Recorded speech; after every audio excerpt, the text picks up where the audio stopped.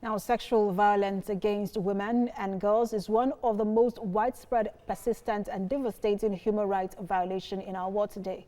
The 2019 theme for International Day for the Elimination of Violence Against Women is Orange the World, Generation Equality Stands Against Rape.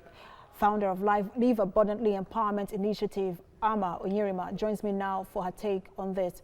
Many thanks to you, Dr. Ama, for joining us on this hour. Now, when you look at the world today, it looks like there is, not that it looks like, of course, there is an increasing rate of violence against women and girls, even in societies that seem developed. What do you think are the factors responsible? Well, let me start by saying thank you for having me today. And to answer your question, we have to look at violence on a larger spectrum. We tend to look at violence in terms of rape and domestic violence, but the reality is violence extends beyond that. You've got trafficking, you've got irregular migration, you've got child brides, all of those things are part of the violence spectrum. And the reality is gender violence is really the word we should be using more frequently, because without addressing the issues of gender violence and what causes it, which is truly the inequality, the imbalance we have between genders. So as you know... So basically we must treat it as a gender issue. It's a gender issue. It definitely is a gender issue. If you understand it as a gender issue, then you can address the root of the problem. And as you know, the United Nations has the SDGs, which fall, the 17 SDGs. The SDG number 5, which is gender equality, is very critical in understanding what is going on, because that talks about the various levels of violence, but more importantly, what must be done by governments, by individuals, by organizations, communities to address this matter. And that was going to be my question to you, because again, every part of the world today is experiencing one form of violence, whether in armed robbery, kidnapping, just war. And these factors are also responsible for the increasing rate of violence against women. And so what can governments, let's even bring it back home, what can the Nigerian government do to ensure that there is a high level of reduction in the violence against women?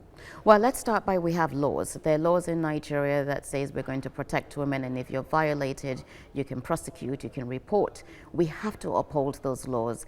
Having laws and not maintaining those laws, or instructing and making sure that those laws are carried out to the fullest extent and recognized, isn't the first rule. So we must do something about that. So we need women, one, to understand that they have rights.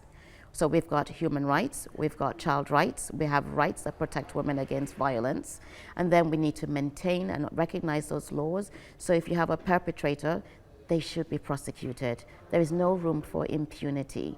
And giving away that room for impunity means that it devalues women.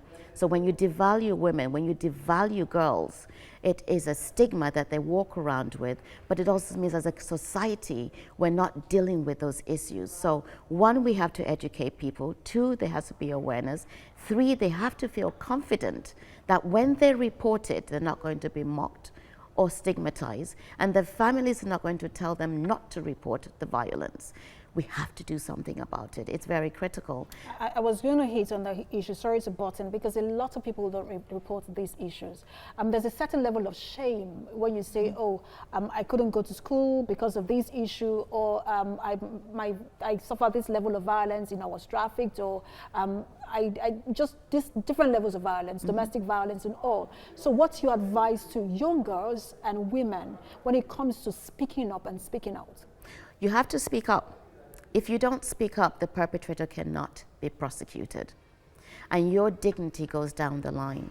You can't have family tell you, please don't shame the family. Because the reality is sometimes the perpetrator is within the family, right? So when you are the perpetrator within the family, what is the message you're giving that girl, that woman who has to step outside? It means that if you can do it to me, somebody else outside doing it to me does not change who I am. I've already been violated. I've already been reduced to nothing but a sexual object, right? An object of gratification. So when someone from outside does it to me, well, I can't complain, can I? Because even my own family has done it to me.